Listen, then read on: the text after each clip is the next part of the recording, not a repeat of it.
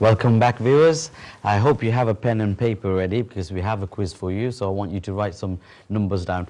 Before that, we're going to come on to Mr. Ahmed Kabir, our accountant. Welcome. Can you briefly just tell us a bit about yourself and your business, please?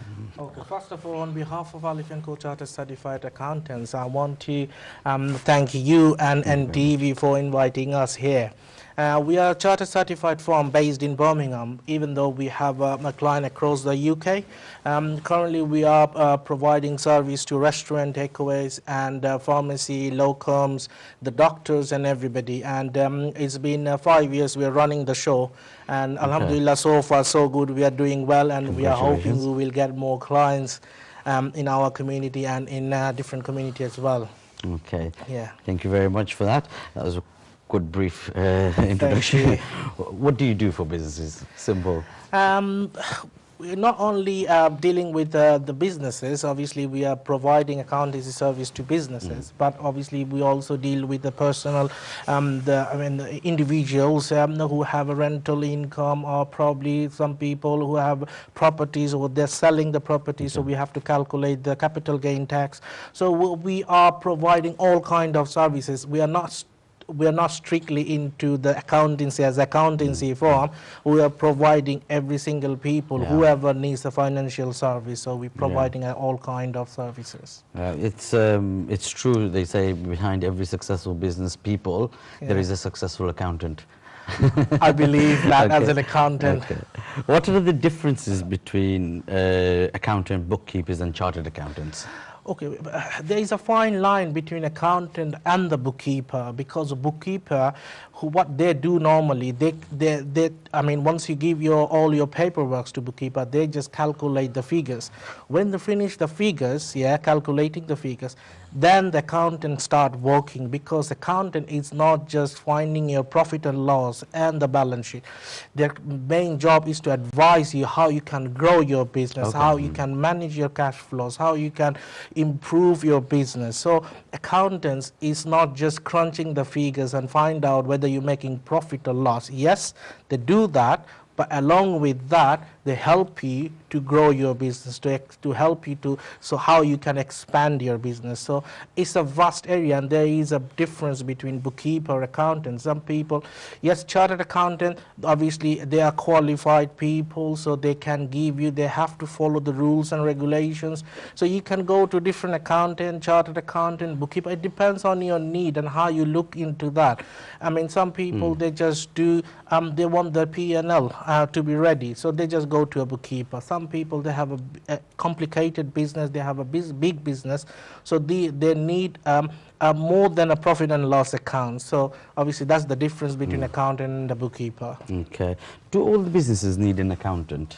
I believe so, because it's very hard to run the business without an accountant, unless if you have in-house accountants, but still you need an accountant. I mean, obviously, the reason you need a good accountant, because when you do the business, you are probably expert on your field. So you can concentrate on your core areas, whereas if you want to start concentrating on different places, you're going to lose out your business. You're going to lose out your focus on your business. So it's better to have a good accountant in place, so that they can help you, they can guide you from the background, so that you can concentrate on your field, and they can do your calculation and can guide you what's the best way to go forward and make money. End of the day, where you're spending too much, where you can save. Reason of doing business is to making good profit. Can you just quite briefly tell me what types of different company setups there are? Because most of our viewers, or a lot of our viewers, are people who want to get into businesses. What type of setups are there? Let me just rephrase your questions. What type of business, if you can ask me? There are different type of setting up a businesses. One, you can do a sole trader, or you can have a partnership, and we can have a limited company. The best option is a limited company, because limited company is treated as a separate entity, and when you have a sole trader, then you can do business under the sole trader partnership, but all the responsibilities comes to you for the business, yeah, and it might affect your personal the financial sides as well.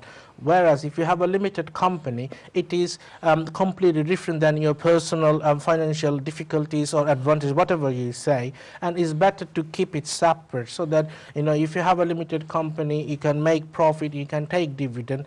And one more reason you should have a limited company is a tax efficient way of doing a business as well. So I think limited is How is that? How is it tax efficient? Simple. If you have a limited company, you just pay 20% corporation tax. Rest of the money you can take as a dividend. Even though they changed the rule from the 1st of April 2016, you have to pay 7.5% tax on your dividend after £5,000. But even though when you have a sole trader, you're paying 20% tax, then 9% your national insurance contribution. So you end up you paying quite a lot of tax over there. Whereas in a limited company, you're paying less than that. So obviously, limited company, there are quite a lot of advantages. You don't have to do a self-assessment at the end of the day. Still, as a director, you have to do the self-assessment by law, but there are certain way of saving money when you have a limited company, whereas sole trader restrict you so much that there's nothing much you can do with the sole trader or a partnership. And in terms of businesses being set up, what are the current VAT threshold?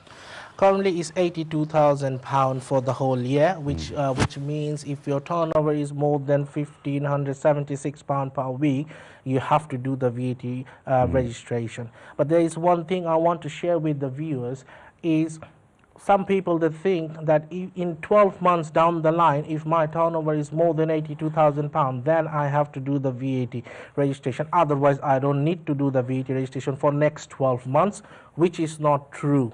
They take the last 12 months. So when you are on your 13th month, they will take from 13 months and they go back to 12 months.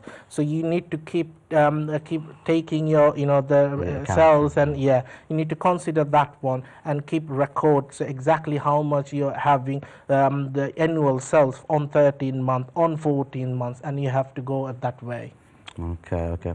How can you help someone grow their business?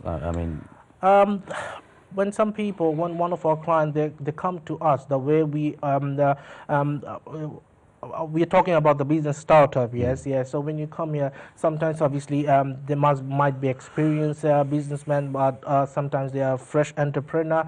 So what we do, we sit with them, we discuss about all the possible way of doing a business, what's the best options, whether it's a limited company or sole trader, because still there are scope of having a discussion. If your profit is only £10,000, it's no point of having a limited company. Then you can have a sole trader because it's a very tiny, small business.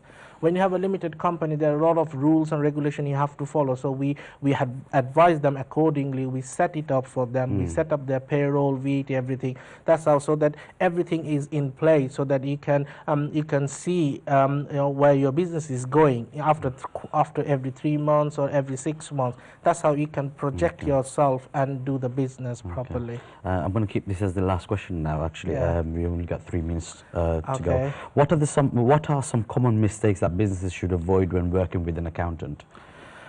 The important part of that, sometimes clients think that I just keep the paperwork and accountants will do.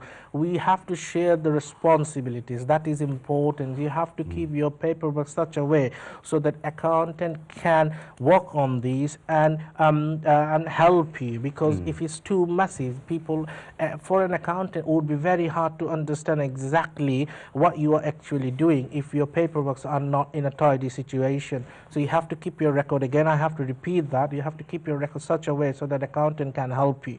So we have to share the responsibilities, and we can work together and help them. Thank you very much for your answer. I'm sorry we're running out of time today.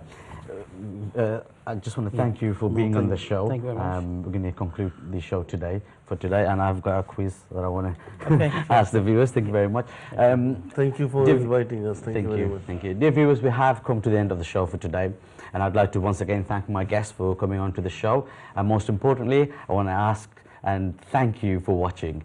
Well, viewers, I have learned a few things today from our accountant and our entrepreneurs here. And remember, you can still email us with any further questions you may have, and I promise they will be answered. Also, I would like you to get in touch with us if you know someone who is a successful entrepreneur and you wish them to appear on our show. Please do email us, and I will repeat my email, which is businesstoday@ntveurope.net. That's businesstoday@ntveurope.net. Please just put a line in and let us know who you want and who you believe is a successful entrepreneur. Don't forget, viewers, you can visit our website, which is www.businesstodayshow.co.uk.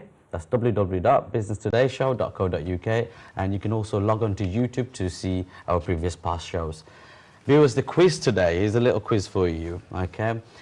I want you, if you've got a pen and paper, please do write it down. You saw a shirt for £97. You didn't have the cash, so you borrowed £50 from mum and £50 from dad. So £50 is £100. You bought the shirt and had £3 change.